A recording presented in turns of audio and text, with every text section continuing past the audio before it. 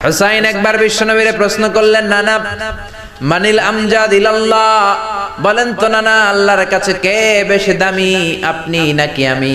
বিশ্বনবী বললেন, হুসাইন আনাল আমজাদ, আমি বেশি দামি। হুসাইন বলল, নানা জি আমি মানি না, আনা লা ওয়াফিক, আমি মানি না নানা। কেমন করে আপনি আমার চাইতে বেশি দামি হন? আপনার চাইতে আমি বেশি দামি। বিশ্বনবী বললেন, হুসাইন আমি হলাম নবীদের নবী, আখির নবী, বিশ্ব নবী, আর তুমি হলা আমার উম্মত, তোমার চাইতে আমি বেশি দামি। হুসাইন বলে, নানা জি আপনি ভুল বললেন, আপনার চাইতে আমি হুসাইন বেশি দামি। সুবহানাল্লাহ কইবেন না?